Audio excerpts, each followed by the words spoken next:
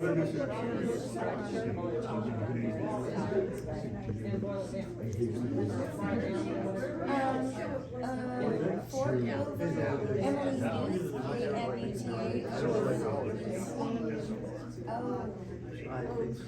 the same way. Oh, also, Mike Goss. Mike Goss is speaking to I'll tell you what later. Well, good evening. We're glad you're here. We hope it'll be an entertaining evening. I'm Howard Brooks. I'm Mary Kertzman. I'm Alex Komives. We're going to talk about the celebration of First Light McKim Observatory, and eventually we'll get there. Disclaimer before we begin. Combined, we have over 100 years of institutional history.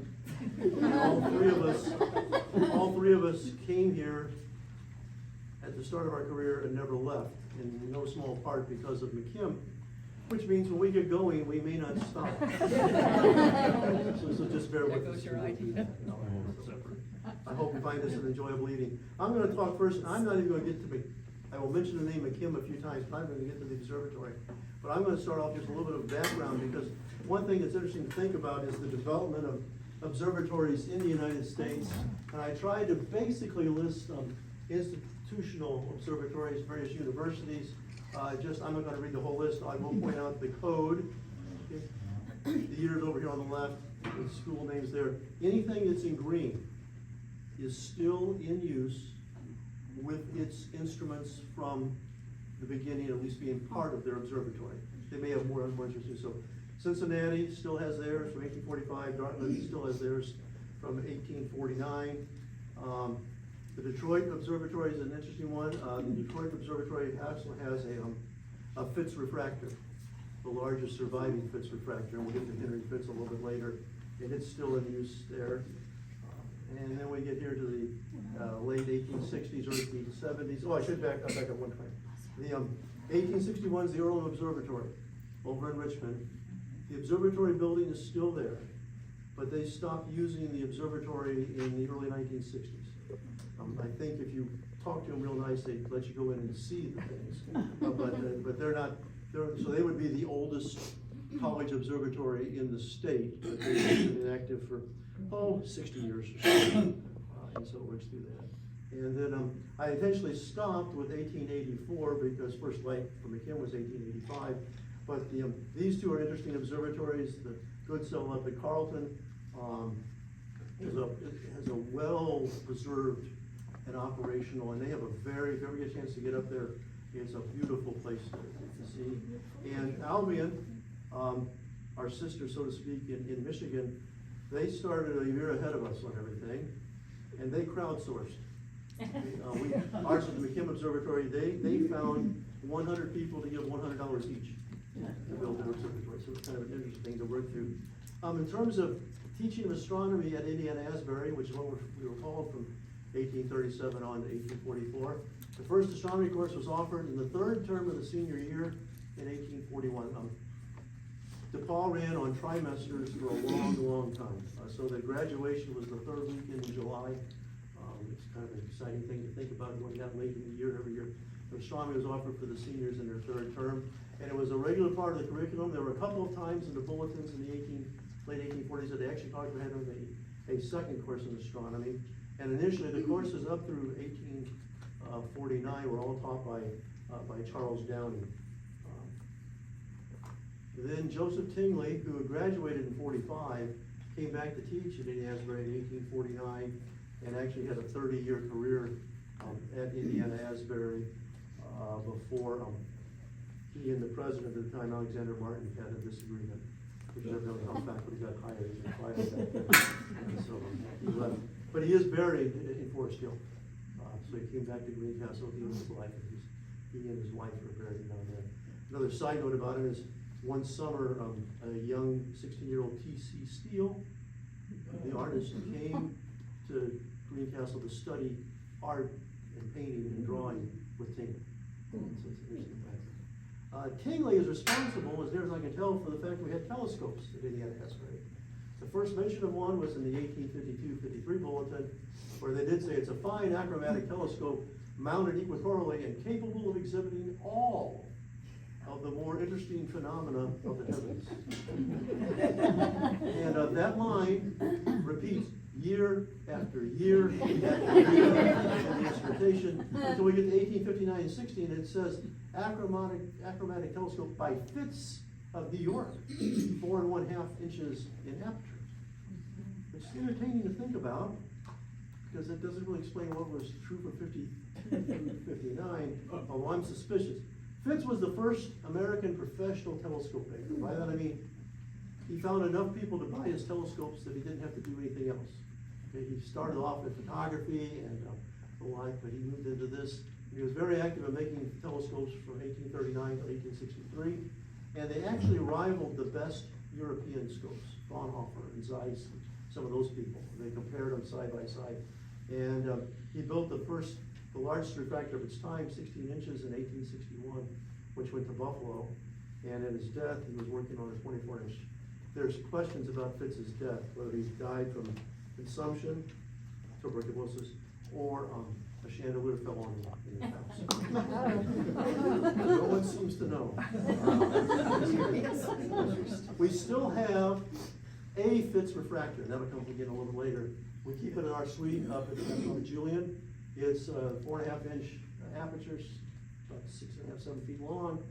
Wood case, beautiful wood. And down at the base, you do have the inscription just before the eyepiece in. It says Henry Fitz of New York, and that's his original equatorial style mounting with a couple of extra screws that have been added just so it won't go spinning wildly around. But it's all the original Fitz stuff. And I was going over this late last week, or when I was see Bethany and having more fun. Life is good. I understand everything about the Fitz. I'm in real good shape. Then I opened up the bulletin of 1874-75, and it says we have 2 Fitz refractors. So I spent yesterday digging through Kingley's papers and found lots of interesting things, but nothing about 2 Fitz refractors. However, let's give a guess why I think there was a second one. Also, 74-75 is the first time they mentioned in the bulletin the idea of the new building, not to be confused with the old edifice. The old edifice is what became West College later. The new building is what we now call East College. And it was nice. It was developed by this architect from Terre Haute, and it's a beautiful, tasteful structure, 126 feet, 94 feet, I think it is. And it's finished with a mansard roof and has 3 handsome towers on the top, showing variety and harmony in design and appearance.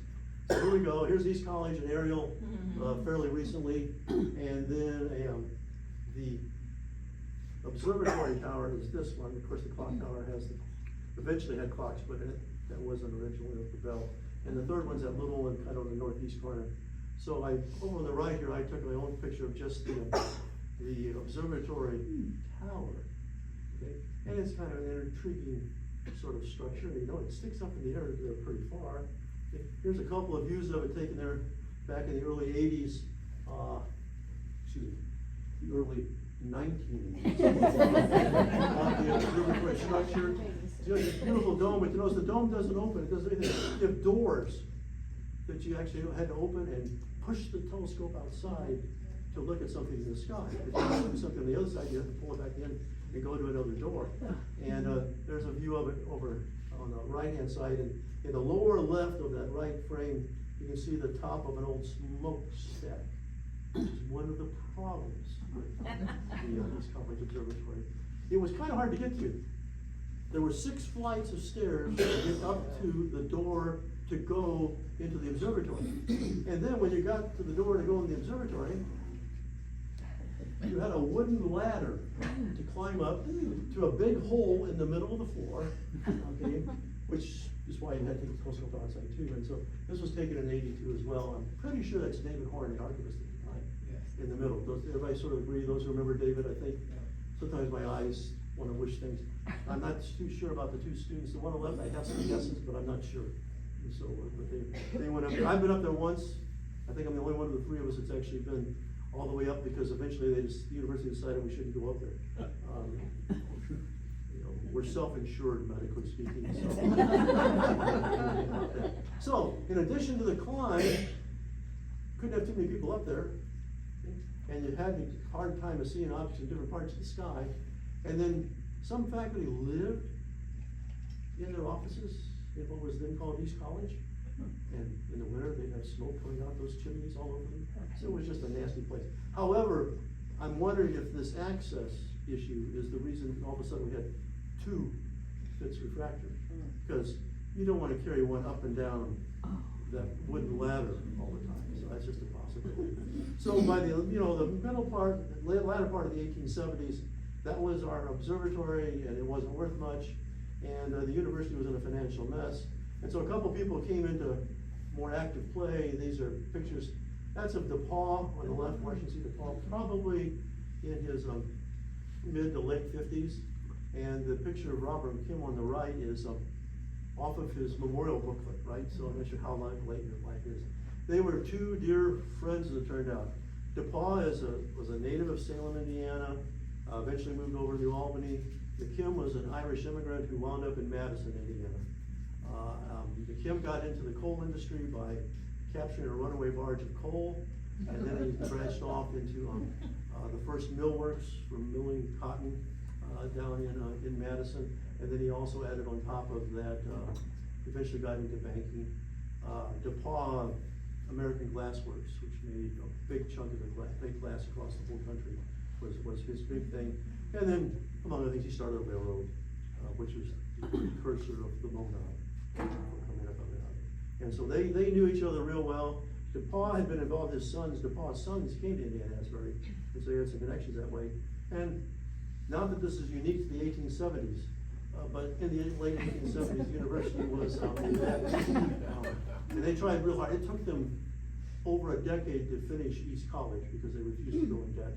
And they had all sorts of things. And by 1881, the trustees were aware that DePauw was about ready to write his will. And they thought that'd be really convenient. So they reached out to him, and there's a fascinating series of letters back and forth, including some while DePauw was over in Europe, where the trustees were saying, oh, support us and bring 3 new professorships and all this other stuff. And DePauw wanted to buy 3 professorships and all these other things that went on. And anyhow, DePauw did want to have a university carry his name, but he really wasn't interested in having anything in Kertzman. He thought that the Methodists needed a national university, so Washington DC made sense. And if it was in Indiana, Indianapolis, or New Albany, that's where he was, made more sense to him. So they tried real hard to work with him, and basically they went back and forth, and they struck a deal in 1883 that DePauw said he would support Indiana Asbury if Putnam County citizens would raise money that he'd match 2 for 1. County came up with some money, and DePauw matched that. And his dear friend McKim had his own observatory in Madison with a 6-inch telescope of his own. And he said, well, I'll help you have a real observatory at the university if you name the university on DePauw. But of course the trustees were willing to name it on DePauw. It wasn't a big complicated thing like that. And so in 1884, the university was renamed, and we're about ready to talk about the observatory. So Mary?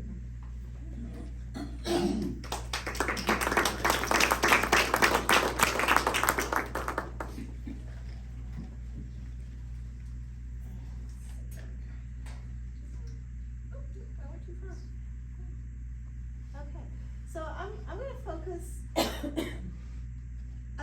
When I started this research, I didn't know where it was going, and I ended up just sort of focusing on the construction year. So just a few more details on the background to this. It was in the Board of Trustees meeting in January of 1884 where a lot of these agreements were made. A telegram from Robert McKim was read. Some trustee got up and said that Robert McKim was authorizing to read this telegram. And it really does, because I've always thought, like all of these decades I've been here, giving tours with the observatory, doing open houses, I thought, is it really true that it was connected to renaming the University of DePauw? And it just explicitly says it. It says Robert McKim will give this money if DePauw University is founded, meaning changing the name from Indiana Asbury to DePauw. And there's another piece I was going to throw in right there, but I don't remember what it was, so I'll say it when I need to. I did not, because the 3 of us have been coordinating on a shared drive, the slides, so I didn't go back and actually make a couple changes to the slide, which was to put a few acknowledgements to DePauw Archives and Bethany and Jenny for immeasurable help on this, and all former archivists who saved this material about the observatory.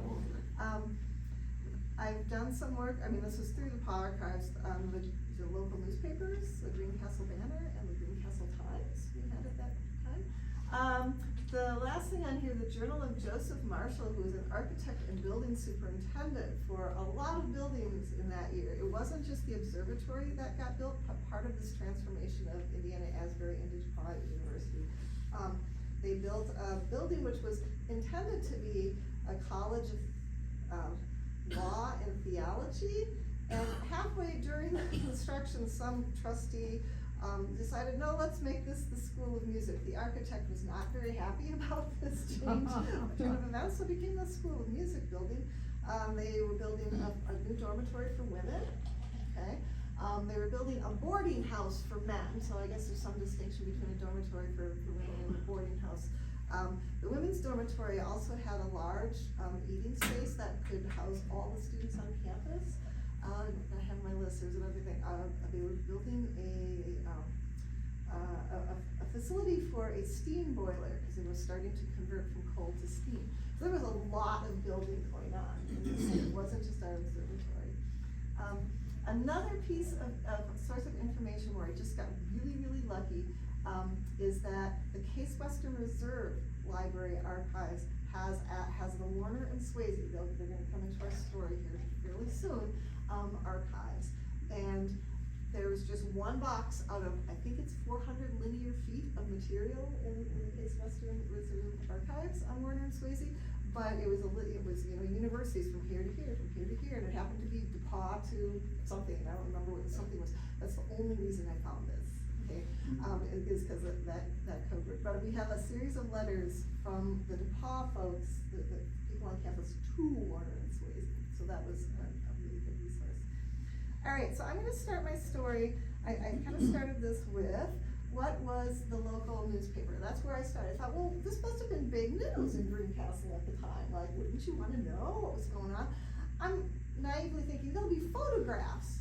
No, not that. Okay, so what I find is that the first thing I found, now I could have missed stuff, okay, but the first thing I found was August 7th of 1884, the banner of the Times, that was the banner, reports that Mr. DePauw and Mr. McKim, and I'm sorry, you can't read them, this is as good as I could get it, like the little scanned, digitized thing, so I'm gonna put this over here.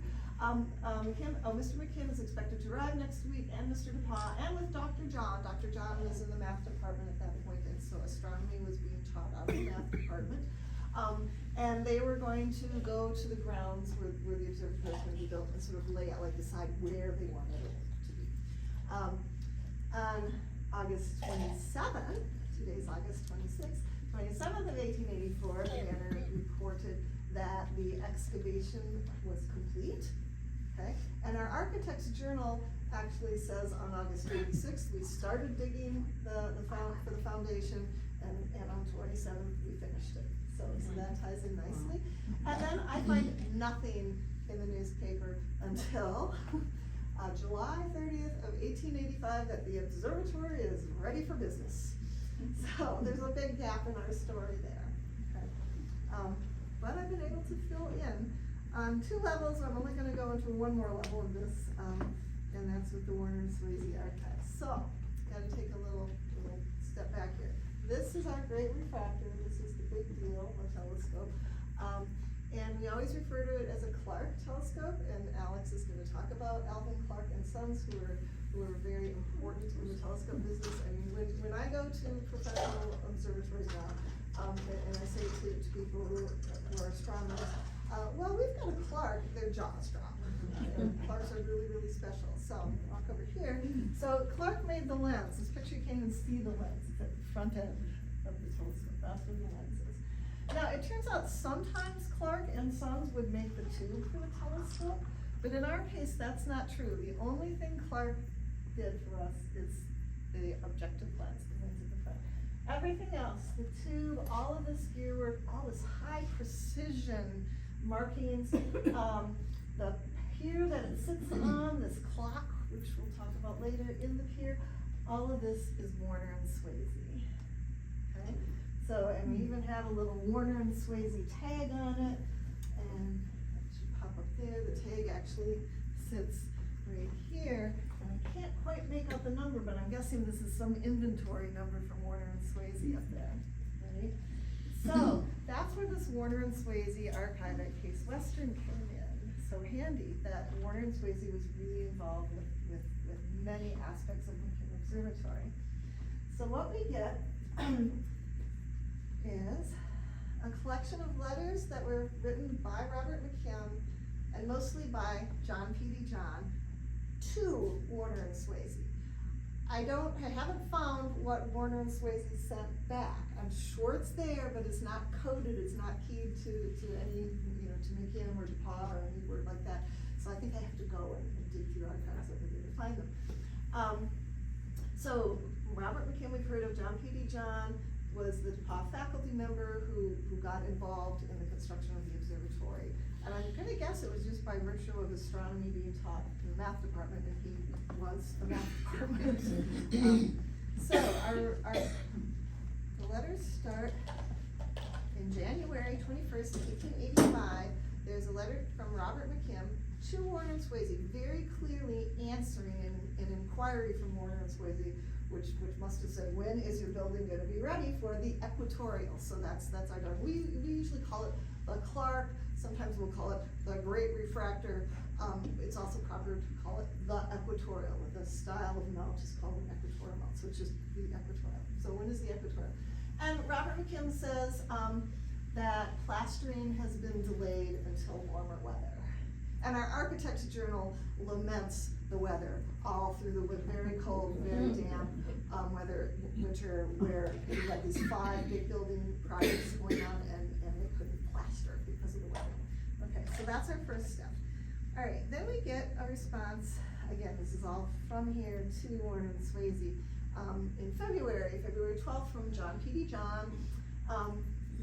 The weather has been so unfavorable that we shall not likely be ready for the equatorial before the middle of April or the 1st of May. Right? So now I don't know what Warner and Swayze is thinking. They're like, whew, because we're not going to have it ready. I don't have that side of the story. Okay. Then we jump now to May 6th. Remember we said the building might be ready in April or May. Now the building is not ready yet. We've been greatly annoyed over the delay in the progress of our observatory building. Let's see, I'll try to read it from here. Between weather and workmen, we're not as far as advanced as we had hoped to be by this time. The present indication is that we shall be ready for the equatorial by June 1st. Okay? We're kind of narrowing. We're getting there. June 6th. The building is ready. Yay! Okay, and it goes on in a long letter. Commencement by this time had shifted from July to June. Commencement was on June 18th, and they would really like to have the equatorial in place and installed by commencement on June 18th. Okay, so it's sounding good. So then we get to, it didn't happen. So, all right. So most of John P.D. John's letters were these long, they're all handwritten, this beautiful handwriting. They're all at least a full page, often 2 pages, very formal, lots of descriptions, lots of stuff going on, not really quite getting right to the point, but we do get there. And then we have this is the shortest one in the collection. It's from June 30th, and he says, Dear Sirs, how is the equatorial coming on? When shall we look for it? I'm just feeling like he's getting a bit exasperated, is that the word I want? Frustrated by the lack of his telescope. First it was the building not being ready, and now Warner and Swayze, who's had all of this time, but doesn't have it ready. So we don't know exactly when it showed up, but it was there by the 24th of July, because John P.D. John sends a letter to Warner and Swayze talking about the various things and saying, I've covered the telescope because the carpenters are in here finishing the woodwork. So it was there by the 24th of July, so I'm just gonna call it that we got it by mid-July. The equatorial was installed. And then in August 8th, there's a letter where he encloses a check for $3,200 to pay for it. So that was just kind of an interesting piece of information, what it cost. All right, so that's that part of the story. So that brings us to first light, which occurred on August 26th, 140 years ago from today, this first light. So here's my definition of first light. It's the important event when a telescope, when a newly constructed telescope is first pointed to the sky. And in the old days, a human put their eye to it and looked through. Nowadays, it's a digital camera of some sort, detects the image. But first light is a big deal. Okay. So recently, the Rubin telescope, right? Have you all seen all the fuss, all the stuff? Not, I shouldn't say fuss, all the images and things from Rubin. Not too long ago, the James Webb telescope, first light from that. Some of you probably remember first light from the Hubble Space Telescope. First light's a big deal, okay? It's a big deal. It's probably harder these days to define an exact moment of first light. Back then, it was somebody put their eye at the eyepiece and looked through it. It's a little more complicated. When did first light actually happen? I've had the experience of first light on a telescope that I work on. It was 10 years from idea, about 5 years of planning and 5 years of building. It's in southern Arizona. Our first light celebration was a party. There were probably 250 people there. There were astronomers from around the world in this field. We had special places where you could stand and get your picture taken in the mirror of the telescope. We had a mariachi band. Hey, margaritas! It was a party! It was great. It was a wonderful party. Okay, so let's imagine first light at McKim Observatory 140 years ago tonight. And we have to imagine it because they didn't write anything about it that I can find. So we really, I'm going to imagine that Wilbur Brown was there. Wilbur Brown was hired to be the assistant director. John P. John in the math department was the director. Wilbur was hired to be the assistant director prior to coming to McKim Observatory. He was an astronomer at the Harvard College Observatory, which is still very prestigious and at that time was the place. Okay? So he came, left a job there to come be the assistant director at McKim. I've got to assume that John P. John himself was there, having been so involved in the building of this, and finally the building came together and the telescope arrived. I'm gonna guess that Robert McKim was there. He's from Madison, Indiana. He was in the Architects Journal. McKim was up here visiting and on the site frequently. He was here the day before Christmas and the day after Christmas, again in 1884. So Robert McKim was here a lot, so I'm assuming Robert McKim came for this. Warner and Swayze? I'm not sure. Would someone from Warner and Swayze come over from Cleveland, Ohio? I don't know. I mean, this was probably not as big a deal to them as some of their other jobs, but you never know. What were they wearing? What do you wear to first light at a telescope? If it's in Arizona in late spring, you wear shorts and a tank top because it's 100 degrees. What do they wear here? I don't know. Were their wives with them? Was the public here? Was the press here? There wasn't really anything that I found in the local newspapers, so it wasn't like a big publicity event. What did they look at? Okay, so we could use our planetarium software and go back in time and see what was visible. The moon would rise that night about an hour after sunset, so there would have been a moon. No planets. Venus and Jupiter were setting with the sun. Saturn and Mars weren't up until like 3 a.m., but there would have been a little bit of a moon. So did they look at the moon? And did they look at what the moon looks like through this telescope? And if you haven't seen the moon yet, then do come to an open house and see the moon, because you look at it and you're like, oh my gosh, what's all this stuff? I mean, did they do that? What did they look at? Okay, what did they think? So my picture, here's my imagination of first light, is that Wilbur Brown, because he's been hired to run this telescope, so he points at a bright star. I'm gonna guess Vega. I think that might be a good one to look at. And he gets the telescope focused and he steps aside and asks Robert McKim to come take a look. And after that, I don't know what they did.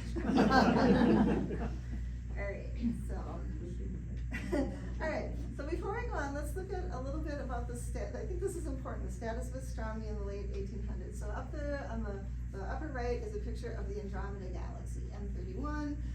It's a big spiral galaxy. It's our nearest large neighboring galaxy. There's some smaller galaxies that are closer, but in terms of a big spiral galaxy, it's the closest one to us. In the 1880s, they did not know what these things were, these spiral nebula. Okay?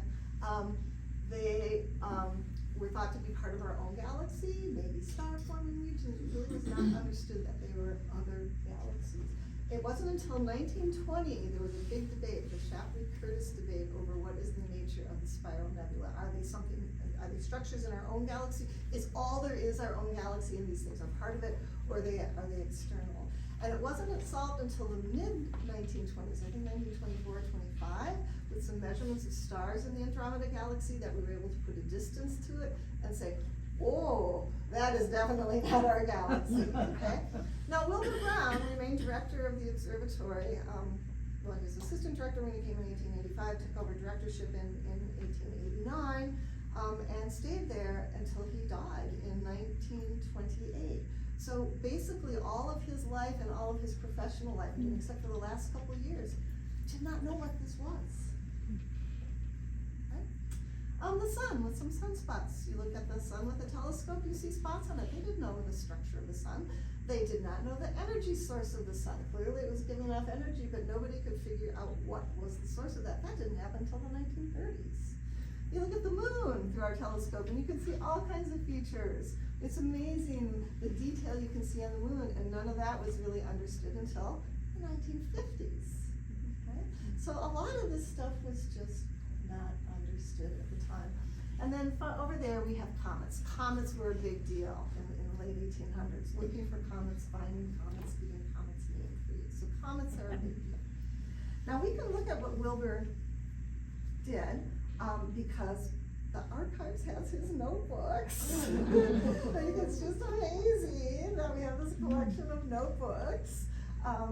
And this is the cover of the Equatorial #1 from, what does it say, August 27th, 1885 to sometime in okay?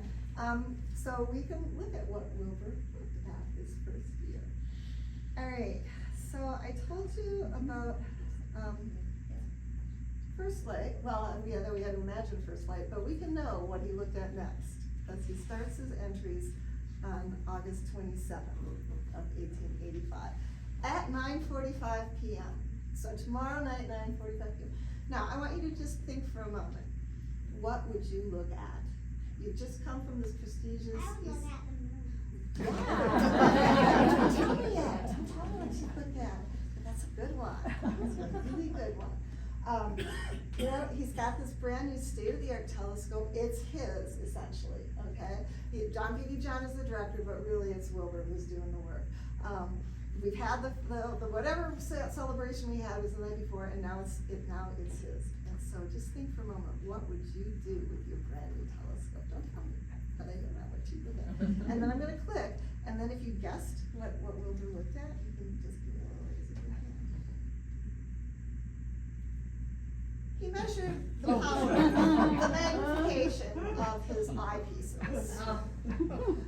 Did anybody guess that? Yeah. I would have guessed the moon. I would have guessed Jupiter. Jupiter, yeah, that's a good guess. No, he measured the magnification of his set of Warner and Swayze eyepieces.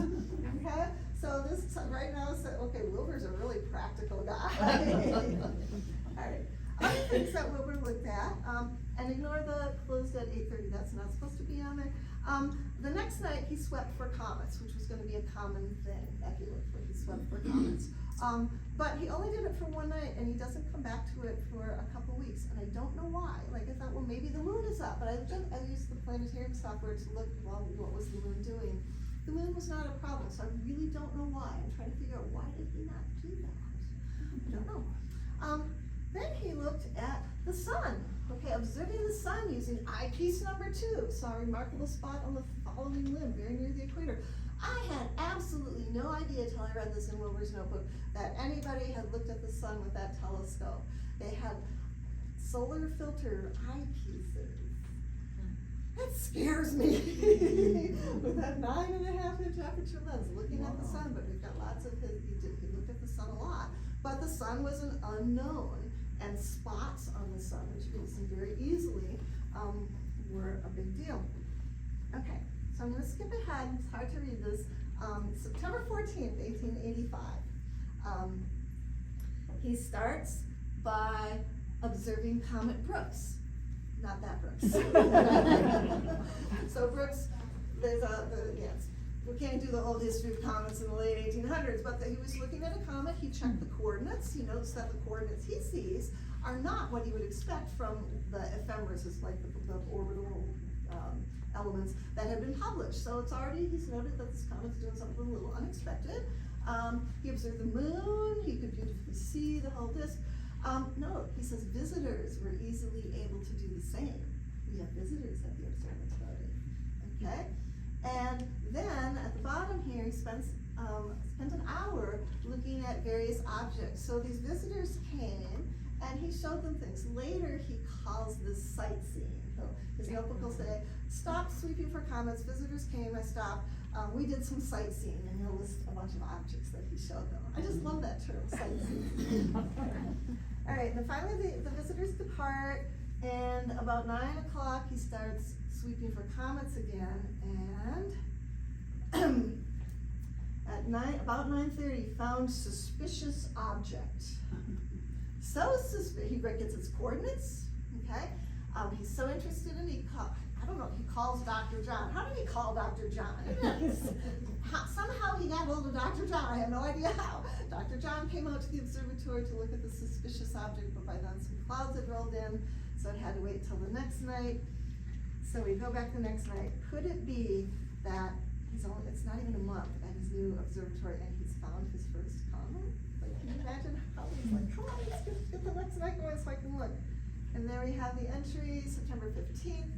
As soon as it gets dark, looked for the object seen on the preceding night, found it was a nebula. I could just hear what I found, it was just a nebula. And sadly, that's Wilbur's comet hunting. He spent a lot of time looking for comets and found a handful, maybe 2 handfuls of suspicious objects that then he tracked down that were not in fact comets. I dearly wish he had found one, but he didn't. Other things that he looked at the moon. He was not a good artist. He did not do great astronomical sketches. I have DePauw students who do much better sketches than Wilbur did. I have some who do worse, but some who do better. So he looked at the moon, so that's kind of cool. And then this is the last one I wanted to show. We have a little sketch of Saturn. Okay. And he says that he saw he thinks he saw 5 moons. He knows that something over there is a star. So I pulled up on one of the places I can go to, like, pull up Saturn's moons and where they are. Only goes back to 1900, so I couldn't use it. That's the Stone Telescope. But Stellarium will let me go back to 1885 at whatever time he did this was actually after midnight. And I had to flip it so it matches because it's optics of our telescope. It flips it. It's okay. So he saw Titan and Rhea and Dione and Tuffy's and Hyperion's little dot was too dim. It didn't show up on here. So it was there. So yeah. Isn't that cool? Right. Now this and this. Okay, he says star, and he probably should have said star over there. And so later I was thinking, well, what were they? And then I realized that the planetarium software is set for like what the dimmest stars we can just see, right? Not through a telescope, like through the earth. So I went, oh, I bet if I put in 14th magnitude is what we call it, which is the dimmest star this telescope should see, I bet they'll pop up. And they don't. I didn't go back and redo this because it looked exactly the same. So I don't know what these 2 things are. I don't, it's another little mystery. Okay. So, all right, so that was interesting. And I'm going to end with what I call the tradition of public open houses at the observatory, because you all know we have our open houses once a month at the observatory, sometimes more. This fall it will be more. It was written up in the the Greencastle Times, August 13th, that starting immediately, the observatory is going to be open on Tuesdays and Wednesdays. Except it didn't start immediately, it didn't start till August 26th, so that was a little weird. You did, however, have to have a ticket, okay? And you could get the ticket at, I'm gonna have to step over here and read it, at Langdon's or Comebacks. I'm assuming those were stores in Greencastle? Historians of Greencastle? Okay, the tickets were free, but you had to have a ticket. When all the tickets were given out, there were no more, and you just had to come the next time. We actually have a ticket in archives. And still, Visitors are still requested not to touch the instruments with a capital I. But then, on September 9th, Dr. John, the director, gives the notice that from this date, public receptions at the observatories are stopped because classes are started. So a lot of this doesn't quite make sense. You can request to go there, but we saw that Wilbur had visitors on September 14th, so I don't quite know the system, but we did have public open houses. There is a guest book. That always signed the guest book. It didn't start though until October 6th of 1885. So there we have it. Also in archives, the guest book. And then this is the last little thing I have, and it's really kind of random, because I was looking at the newspapers. Here we have from October 29th, that fall, the observatory social was not held this week because of repairs that are being made. Okay, the observatory social, I'm assuming they mean the open house that you can go see, but somehow that makes me picture ice cream and cakes and tea or something, and dress up to the social. And then the next thing I think is repairs. This thing is brand new. Why do they have to repair it so soon? So that really wasn't part of my talk, but it was one of those fun little things you find. And that should be it.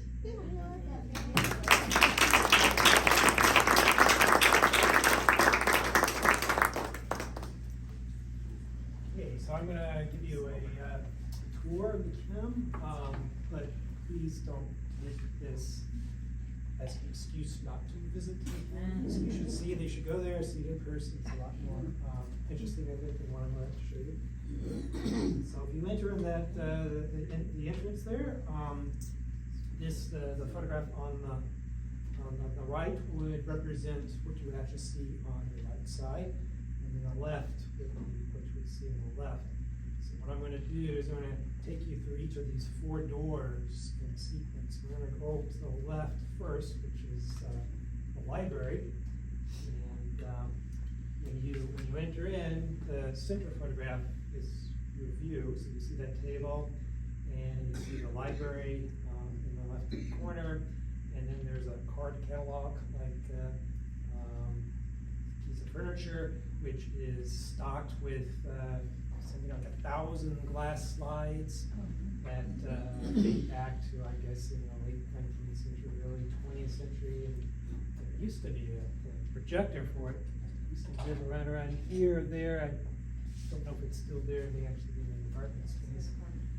And if you look to the right, where this globe of Mars is, you'll see this sort of viewpoint.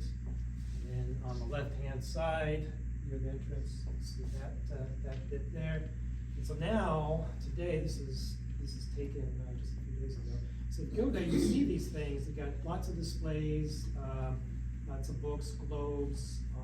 So the room currently is very much a museum space compared to what it was about 4 years ago. The last time we gave this talk, or a talk of this sort, dated back to 6 years ago, 2019, in that back room.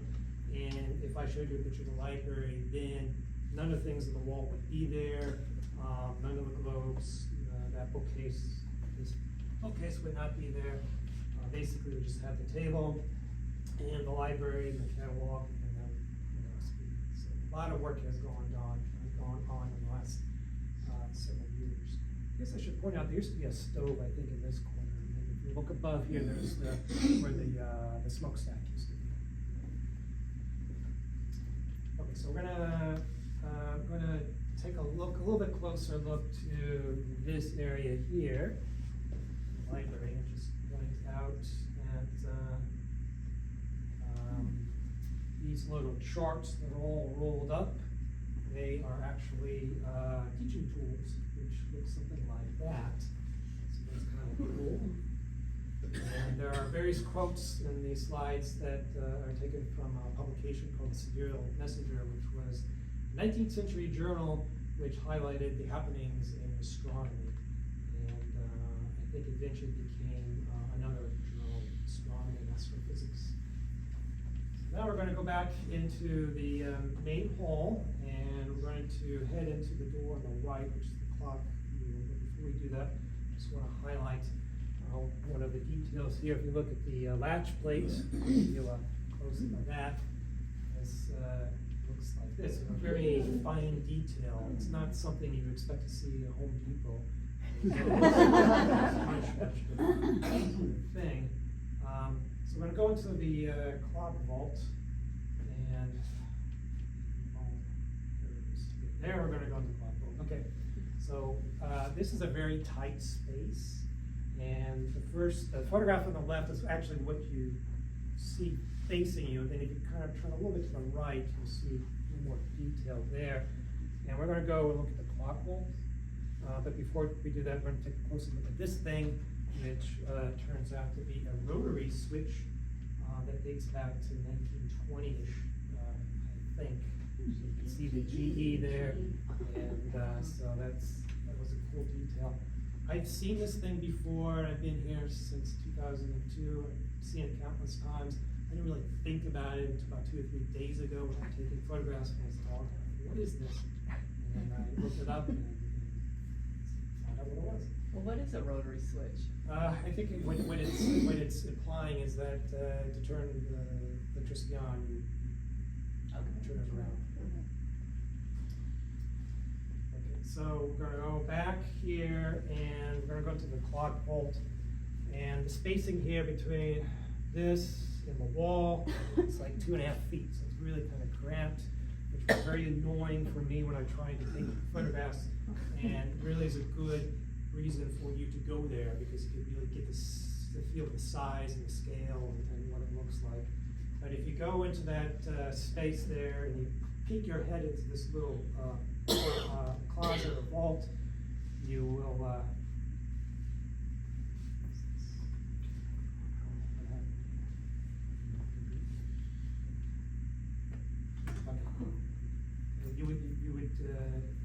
this is what you should see. So these are the actual clocks, the original clocks, which are now in the physics department space. They came home about a year ago. They used to be in the math department. They came home back to the physics department, so they're mounted on the wall there. But back in the day, they actually were in this vault, which is below the great refractor. I was really surprised. I don't know if I realized this before, but these are poster renditions, but they look very lifelike to me. And maybe you, Mary, told me this a year ago when they were first mounted, and I completely forgot. I was stunned when I looked at this a few days ago. They look like The clocks. some actual clocks. It really almost looks three-dimensional to me. But so they're actually called regulators, astronomical regulators. Now we're going to go to the left. I should mention this structure right here is like a core, and it mimics sort of the shape of the wall itself, which is octagonal. And I realized as I was looking through this, it reminds me there's an octagonal room in the Greenwich Observatory that was designed by Christopher Wren. And it's a much bigger space than this, but it's called the octagonal room. It has that sort of same shape. And I happened to notice in Howard's part of the talk earlier, he was showing the tower on East College. It also looks like an octagonal structure. So I'm wondering if there's something about that shape that seems to be showing up. I don't know if it's cylindrical, but it's easier to build or something like that. I don't know. Anyway, we're going to go off to the left a bit, and I just want to highlight this is the rod that was used to actually rotate the dome. It was an iron dome, the original dome. We no longer have that dome. It was replaced, I think, in the early 1970s, 71 or 72, something like that, with an aluminum version. And it's actually made by the same company that makes the grain silos, covering for that.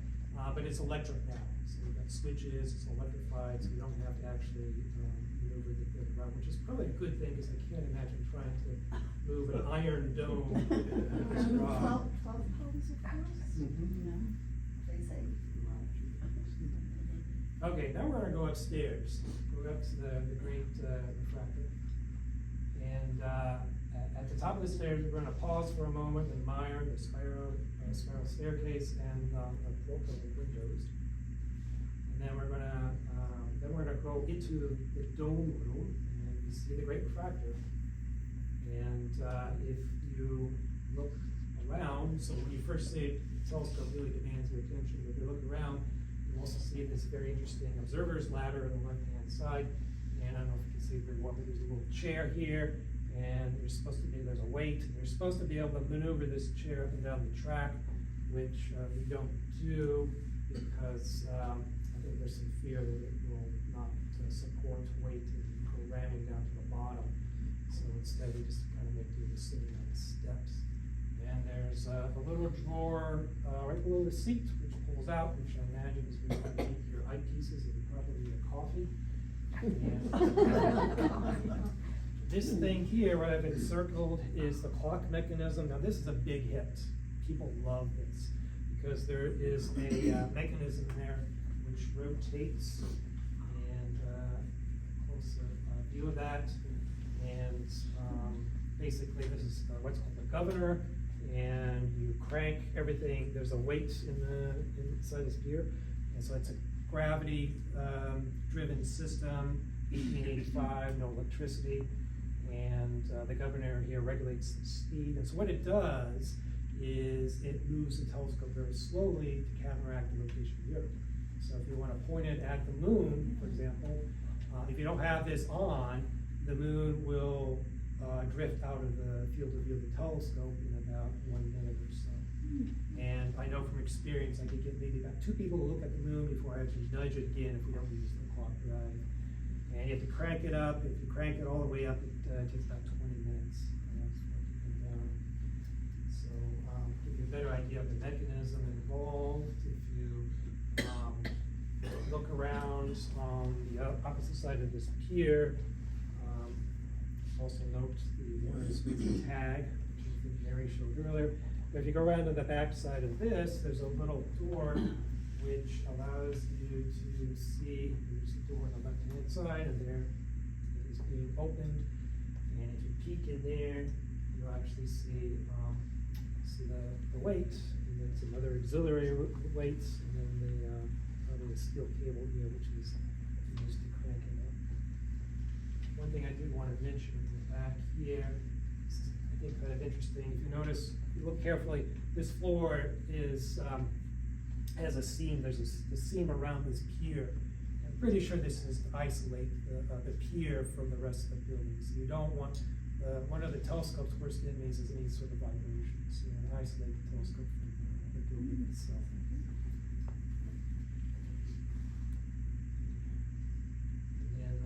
On the side is a circa 1950 sidereal clock. I should have mentioned those astronomical regulators a few slides back. Those 2 distinct clocks. One was used to measure what's called sidereal time, so it's basically geared to the motion of the stars. And the other clock is solar time, so it's geared towards the motion of the sun. So the star clock actually will tell you what star is crossing the highest point in the sky at that particular time, and the solar clock tells you where the sun is. And I happened to take this photograph, and I was wondering, what is the sidereal time? I just wanted to see if it was accurate. It was, here it's reading 6:35. It should have read 11:22, but I realized, there were power failure. There was this massive power failure back in June. I live very close to this, so my power went out. I'm pretty sure that this observatory lost power as well, so I think it just needs to be readjusted. Okay, we'll go back downstairs and we'll head into the transit room. And the star of that room is this instrument, the Meridian Transit Telescope. So this telescope can only move this way. It can't move around, and it only is allowed to move in one plane. And you have to open up the roof. You do. That's very true. You must open up the roof because otherwise you won't be able to see anything. And maybe what I'll do is, because the roof has been mentioned, we have these little pulleys here on the right, these wooden pulleys which were attached to to a mechanism that allowed the roof to open up, and you only have a slit because this telescope only is allowed to view that slit of sky anyway. So you don't need to open up the entire roof, just that little bit. And the idea there is that, among other things, this telescope would allow you to determine very precisely what the longitude is. So if you go to Greenwich Observatory, one of the main attractions there is what's called the prime meridian, 0 degrees longitude. And they've got a telescope that sits right there on the prime meridian, and they use that telescope to determine, among other things, exactly what time it is on the prime meridian. And on the top of the observatory there, they've got this red bulb at 1 o'clock every afternoon. It's at the very top, and it drops exactly at 1 o'clock, so that the ships on the Thames can adjust their chronometers to Greenwich time. And I tell my students, what other celebration happens? There's this ball. It's the exact same thing. That's where. By the way, I happen to notice there's a ball on top of a dome on East College. I wonder if that rise and fall. I think it's more globe. It's a globe. Okay, so I'll just backtrack here. I'm just going to briefly mention Bailey's Astral Lantern, which is a really cool thing. There it is on the left, and then on the right is where it lives now in this particular room in a display case. And inside of it is currently mounted sort of LED light, but back in the day it was actually supposed to be a kerosene lantern. And there's a little chimney up there. And what it does is that it's like a little planetarium, a little portable planetarium. So there's the star map on the side of the box, and it's you can look from the inside, and you can see the constellations. And this is one of, if I understand this correctly, maybe one of the only surviving ones of these. There's very few of them that were made to begin with. This is one, at least for this person here, it's the only one that they are aware of. It's unique to our collection. Okay, so just a few more things. This battery, this is an old battery that was used to power a telegraph.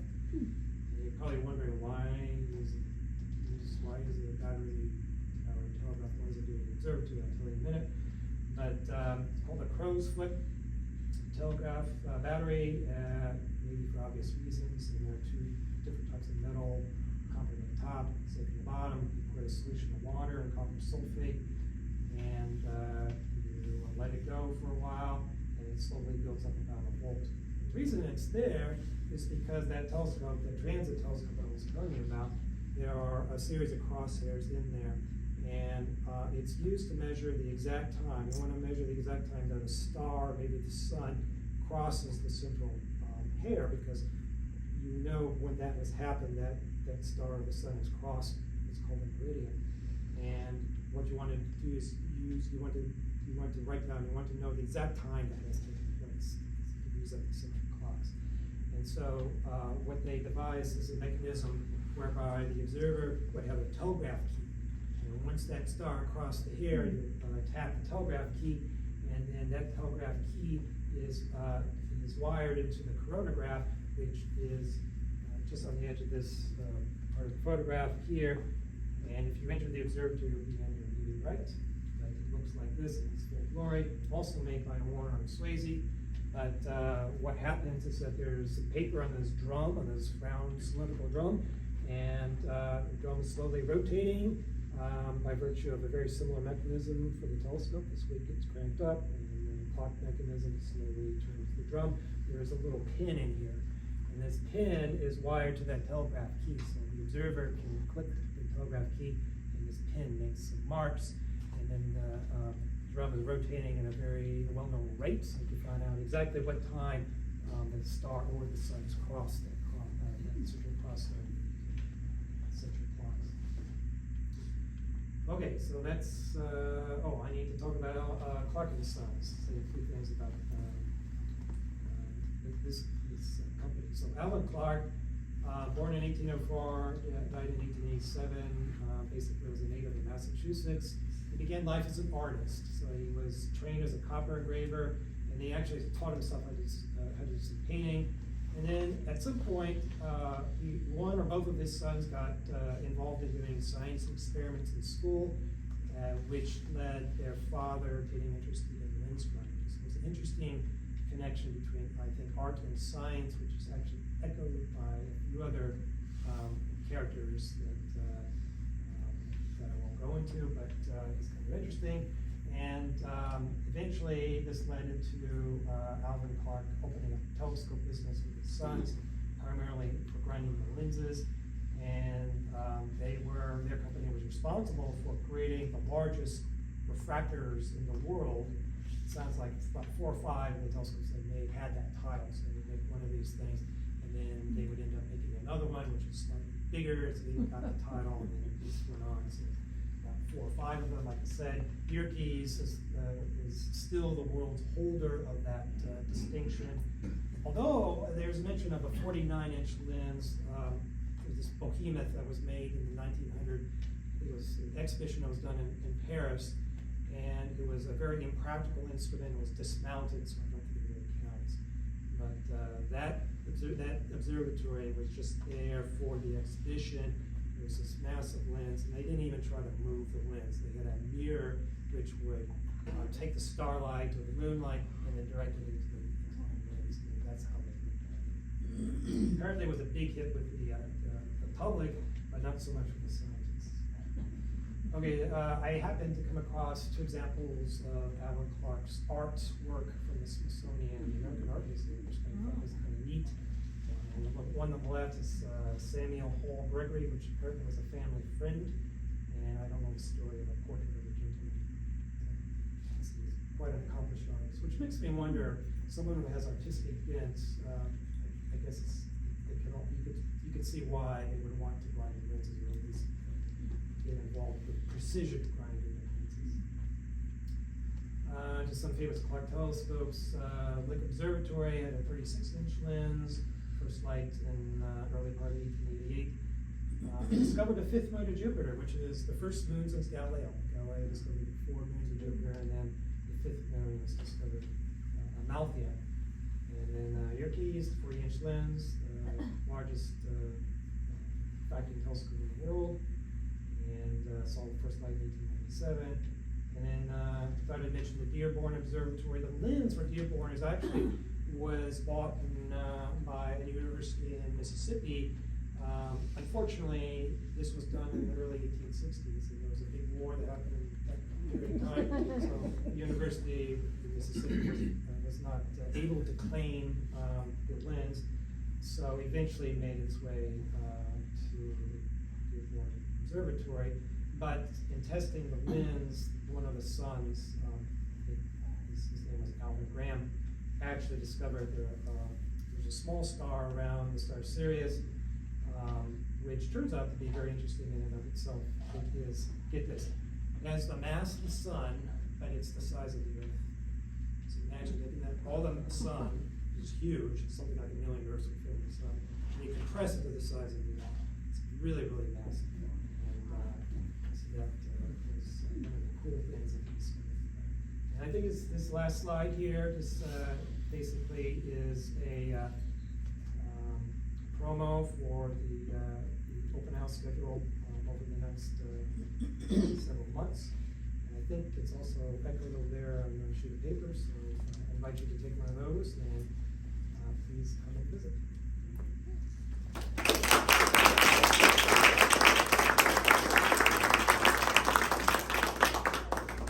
I'm gonna just add a little bit. So we usually schedule our open houses when there's a moon or whatever planets are up, because it's more friendly if there's some clouds. If you've been there one of those nights, we're like, okay, just wait, the clouds are gonna move, and then we get a view of the moon for a little bit.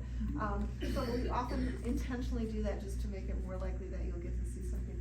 So what we've added this fall in honor of the 140th anniversary of First Light is some moonless nights. I'm calling it dark sky targets without the moon. And what will be on the program are those sightseeing objects that Wilbur Brown showed people 140 falls ago. So that kind of makes those unique. So we hope for clear skies, especially on our dark nights. Yeah. Good on that.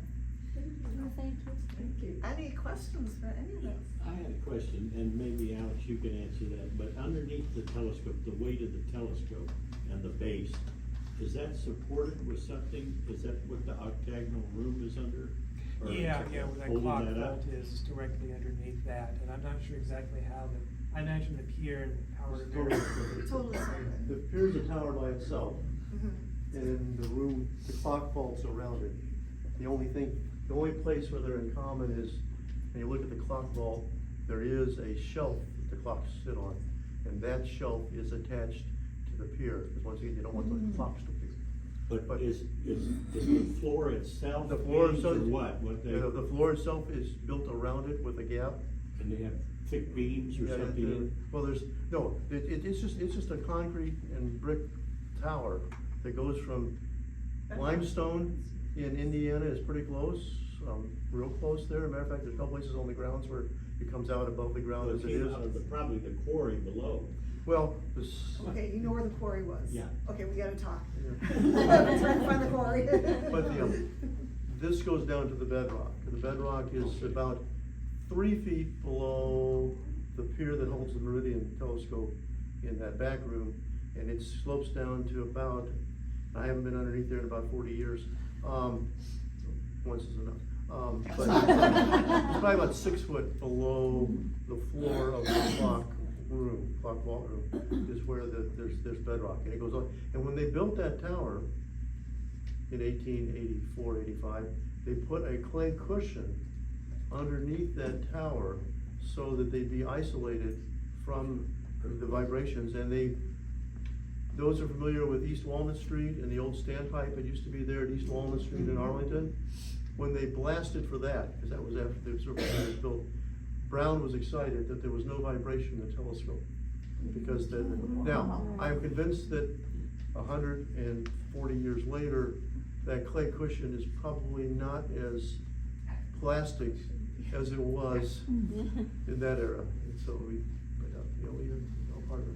And one of the curious things I found in the architect's notebook is the day they placed the capstone on the pier. Oh, okay. I couldn't tell you right now when it was, but it was sometime in November. But there's an actual, it was one of the entries, so that's kinda cool to know. It's a fascinating place.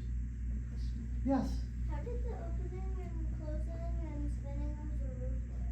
Okay, in the old original dome, that we had showed you that handle, that you just walked the whole thing around. And then the opening that the telescope looks out was just like sliding door shutters. You just would push them sideways. Now we have an overgrown garage door. It's pretty, well, if you listen to us, we open the new one, you can hear it struggle to get started, and you can hear the change in sound when it decides, I'm no longer trying to lift it, I'm trying to keep it from falling over the backside. And it goes back and forth. Yeah, so the original one was just like sliding. As a matter of fact, one of the challenges with these doors that you can push sideways with very low force for those as well. I can't remember if we saw that in the small pounds one. But if the wind blew the wrong way, it could pull it back on you, right? So then you just open it up there. That's right. Yes. John? Are there any known photos that have ever been taken through the telescope, or was it just not? Oh, yeah. Okay. Somewhere Are there we've got a archives picture for those of photos? Halley's Comet, from 1910. Oh, yeah. Wow. Yeah, but I don't think that's in the archives, which probably means it's in my Brooks file. archives? It's in the Brooks archives. It'd be really cool to see those. Yeah. It would be. We have the frame of the original camera back that went on.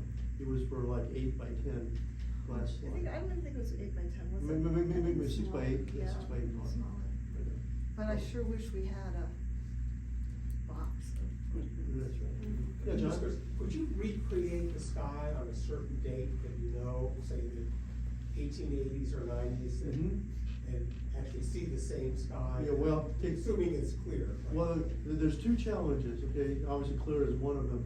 The other thing we're gonna find this fall, perhaps, is the skies are not as dark in Greencastle as they were in 1885, 1886. For And so there's some things, I mean, to be honest about it, the few years that Mary and I have been here, the Ring Nebula, it used to be easy to pull the Easy. white dwarf that's in the center of the Ring Nebula out and see it. And the last few times I looked, now Mary and I also sometimes think, well, our eyes are Eyes are older. older. But yes, you can take this Stellarium program, which is a free program, anybody can put it on their computer and waste as many years as they want to looking at it. That's right. You can take it back to any date in history, so if you wanna go back and play with the Battle of Hastings, or you wanna play with other things that happened in historic point, you can set the sky up, and you can set it up for the latitude, the longitude you wanna be, and the whole bit. That's how I got the picture of That- Saturn. Yeah, her Saturn picture was a The Saturn Stellarium picture. Yeah, so you can do that, and so that's part of our goal for Yeah. this fall, is to really look at things in the same spot in the sky. I tried to photograph the Milky Way a few nights ago. And, well, unfortunately, the clouds rolled in. It was that darkest night where there's no moon whatsoever. They call it dark moon. And the humidity was lower. So we went out in the country and, in between two rows of corn on a friend's farm, got all set up. And about the time I was done setting up with a tripod, this massive wall of clouds came. Oh. But the light pollution has recently gotten a lot worse in Greencastle. And I've got a friend, Paul Fiskus, that does a lot of nighttime, sky images. And he commented that the sky is brighter now than it was just a couple of years ago. So something has changed in the last couple of years. I feel that way too, just by, even not seriously going out to look, but just out at night going, it's just not good. It should be good. What's wrong? Yeah, and I was clear out almost all the way to Fillmore, but you can see the glow of the dome of Greencastle, this massive glow of light. So I'm gonna have to find a Shade State Park or somewhere that's dark. Yeah, it's not. Your first question, sparked a question for me. When you mentioned the slides that are stored in the library at McKim, Yes. I guess I sort of assumed that those were somehow slides that were maybe photographs showing through the telescope, so what is? So I don't think they were taken with our telescope. Okay. Now, there could be some in there. There might It's be. possible. They're 3.5 inches by about 5 inches. They're called lantern slides. So do you know about lantern slides? And there was so that's, there was a whole interesting era of photography that we need a photographer for. Okay, anyhow, so they are, we have about 800 of them. Some of them were taken some of them are labeled where they were taken. Some were taken from Yerkes, which Alex mentioned. Some were taken from Goodsell at Carlton, Goodsell. Some aren't, and some of them are nicely labeled. It was taken, it's this object, taken in 1894 at this observatory with this telescopes, and some are not labeled. There are a lot of galaxies. They're just nebula in general. There's a whole collection of solar photographs. There are also images that would have been used for teaching, so they're not actual images, they're diagrams that we would have projected for the teaching purposes. And then there's a separate box that are slide, I haven't looked at every single one in the separate box, but they're like famous scientists. Whatever. And we'll have, part of what we're gonna do this fall is, courtesy of the archives, we're gonna have some display books, some books out on display undercover of like Brown's Brown's notes notebooks. and the guest book and all. And we also have a little primitive sort of, homebrew rig that'll let us see about 15 lantern slides at a time that way. Because the lantern slide projector died in a couple of serious ways, so we've got the pieces repainted and all, but the imaging optics still needs a little more work. Well, and the other problem, even if we got it to work, you have to have the room really dark, you Mhm. screen And you only across see the one at a room, time. you see one at a time. So we've got this thing that shows 15. So if when we're doing like a slideshow with it, would be in a room, but not so much as part of an open house. We'd have to somehow make the room dark from the rest of the observatory. Yeah, but it's a really cool collection. Mark? Is the site of the observatory the highest point in Greencastle? And, was it then separated from campus by woods or fields? So Oh, the observatory was put on the far eastern edge of what was called University Park, which was a purchase that happened there in the early 1880s. March of '84. Yeah, from Jacob Durham, right? Jacob Durham, Durham's farm. 120 acres. 120 acres off of his land. And, yes, that's, It was the highest. It's the highest point in that 120 acres. Now, I'm trying to look at topo maps carefully. It might be that if you would go on east, what we now call Indianapolis Road, and go up Long Castle Drive, up there behind Long Castle Drive at the peak of that, that may be slightly higher. But McKim is higher than downtown in Courthouse Square, and it was the highest point out there.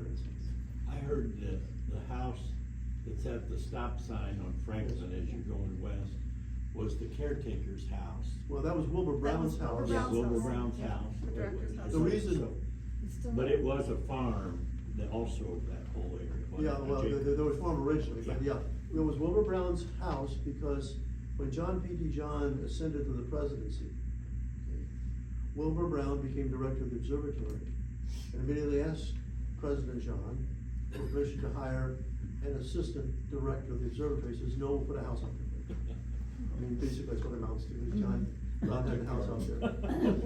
Didn't do this as a. I can't remember whether you were saying that John P. John and Kim was coming back and forth regularly during the construction. Was there the day before Christmas and the day after? That was McKim, came up from Yeah, who Madison. lived in Madison. For Right. Madison. So my question is, at that time period, was there a train he could take back and forth, or was he doing Yeah. horseback back and No, forth? it was a train, it was a railroad owned by W.C. DePauw. I mean, just with all the connections that kind of intermingled here. So he rode, I imagine DePauw didn't charge him to ride on the train, because they did not know the business. But, yeah, that was I wonder if in these sightseeing, readings that you were doing, if you have any context or thoughts on what did the public think about the skies at that time? Oh, boy, that's an interesting question. I haven't seen anything in Wilbur's notebook that talks about public responses to what they were looking at. So I really don't know. But it's interesting to think about. Yeah, we're reading like the Little House books right now, which Mhm. happens to be like Yeah. right in the same time period, and just thinking about like what those people would have been is, yeah, really interesting. So a part of, at that time frame, this is somewhat connected to the Astro Lantern, and this is actually what John P. John did after he resigned as president of the university. There was a whole, system of traveling lecturers that would go, across the country to small towns and be there for 4 or 5 days a week and give lectures on science, natural philosophy, religion. And so for a lot of towns, that was the educational opportunity, was these traveling lecturers. So, many astronomers did that. I don't think Wilbur ever did that, participated in that circuit, but the person who invented the Astro Lantern that we saw the slides, that was his gig, was he was one of these traveling lecturers. And so he saw a need for having a teaching device to teach people the sky, and that was how he invented it. And then John P. John, when he resigned as university president, he stayed living in Greencastle, but that's how he earned his living, was being a traveler. And Tingley did that before. Okay, Tingley did that some of the too. same stuff. He had a Okay, whole did that. series of lectures on. Mary, did they actually use the library as a classroom? I think so. Yeah. Cause I'm pretty sure classes were held at the observatory once it opened. It certainly reads like it. So when, they continued that until when? Or they still, I know they Well, go over there for, Yeah, classes, but. when it's clear we have lab there. Yeah. Yeah, so, I think typically, I'm gonna say that usually, cause I saw some reports of like how many students, so in the astronomy classes, especially the practical astronomy where they learn to use the instruments, the numbers of students were pretty small, like 8 or 10 students. So I think that was where they had the classes. And Charles Johnson, who was faculty in the math department, what, 50s and 60s, he had a lot of practical astronomy courses out there with that sort of enrollment, half a dozen students. So they usually for quite a while. Do you see any increase in student participation in the public viewing events this year versus last year? I know they've got mounts for mounting telescopes around the observatory. Right, those were what we used those with the observational astronomy class and the stars and galaxies Galaxies labs, not so much with moons and planets, but, those were used with the classes. At times, students, everything waxes and wanes, so sometimes we have a group of enthusiastic students. There have been times where students have learned to set up telescopes, and then at open houses, we can have this nice little group of students that have telescopes set up. When you had yours set up, you had quite a few people gathering Right. around to take a look. Right, but we haven't for a while had them set up on that backside. We've had, had one on a tripod. That would be interesting to see. It You'd have to is. have enough students interested in participating. Right. to We Set did- it up and run the Right. telescopes. Astronomy Club just reformed last spring, and sometime this week I'm meeting with the new leadership of the club and hoping that they're interested in taking this on. It seems like the last 2 years, the interest in the public has increased a lot. Yeah. And, do you see anything, wish list for the future, any technology changes or anything going on at the observatory that has gelled enough or talked about enough where you could actually mention it? Any changes, enhancements? I'm not sure about anything at McKim, to be honest about it. The university officials, that's not us, have indicated a willingness. We have two decent sized reflector telescopes, 12 inches, that the university has sort of expressed a willingness to help us put them out at the nature park. And so we'll see what happens this year with that. I think that would, That's kind of a wish list. that'd be I on the think we wish might list. get a lot of interest. But at least, Do that. at least they finally got back to us and said, well, we might be able to do it. Then basically they're trying to figure out how little they can get by with doing for, it'll probably be like either a roll out or roll off or some combination. Would they be at Brindle? No, not, it'll be down in the valley. Near the research station, the Yeah. amphitheater and the research Yeah. station. Near there, 'cause Be down in there. Okay. There's access to electricity, and then there's access to the field station. Is that up on the rim? No. No, that's down in the dormitory. It's by the Oh, visitors. Oh, but, okay. Yeah, it's okay, I not know. quite in the like. I know where it is. Yeah, the Manning Field Station is just on beyond the Welcome Center. Yeah. I mean, it'd be great to be like in the middle of the quarry, but. That would be cool. I know quite a few people that would come out for that. I would. So that's our wish list, is getting that. One other thing, did you guys find or have the architectural drawings? I haven't found them yet. Okay, so- They're not in archives. I haven't checked with facilities to see if there's some other part of the university that might have these things squirreled away in some box or file cabinet. But it seems that Joseph Marshall, his title was architect, and in his journal, he'll say, on whatever day, it was actually after they started digging the foundation, he said, I did the pencil drawings for the observatory, and then 3 days later, he inked in the drawings, and then he drew the staircase. So I think he was doing the drawings for the observatory. I don't know about the other buildings, cause my eyes were really like filtering on the observatory, but the guy was busy. He had these big building projects, and they were all started at more or less the same time, so we were competing for bricks. There was a whole kerfuffle over bricks, and there was a deal between Robert McKim and sort of strong arm somebody, we need your bricks now, and so we thought we were gonna, but then they said, no, you can't have them, we gotta have our bricks, so there was like this short supply of bricks. They were getting bricks from Crawfordsville, from brick makers here, so it was like a lot of building happening at once. It was kind of crazy to think about. So don't forget Friday night. Friday night. And there's other dates through the fall. It's not really dark yet at 8:30, but that was as early as we could get it, and the moon would be up. That's why we didn't try to do it tonight, because the moon was not up early enough. Right, so We'd have to wait another hour or two to go and see it. and the beauty now is we also have the walls in the clock room have a lot of historical information on them, as well as a chance to see things even if it's not good weather at all.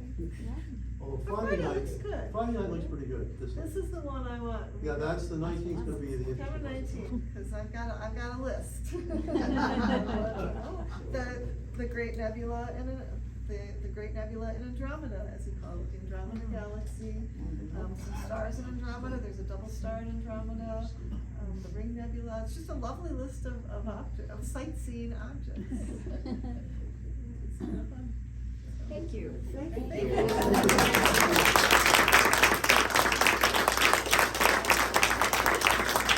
I also want to thank the Heritage Preservation Society for providing us with snacks.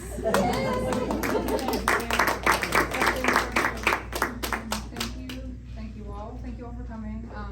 As was mentioned previously, Mary printed out that information on these, so everyone stop by and grab one. We also have copies of the March, which has an article that Mary wrote, so if you are intrigued and want to learn more about a very interesting mystery from the early years of McKim, Which we did not talk be sure about. to grab one. Some of you who are museum members may have gotten this mailed to you. If you're interested in more stories like this, you can sign up to support the museum up here as well. So, hoping to see many of the faces that not this fall. Thank you.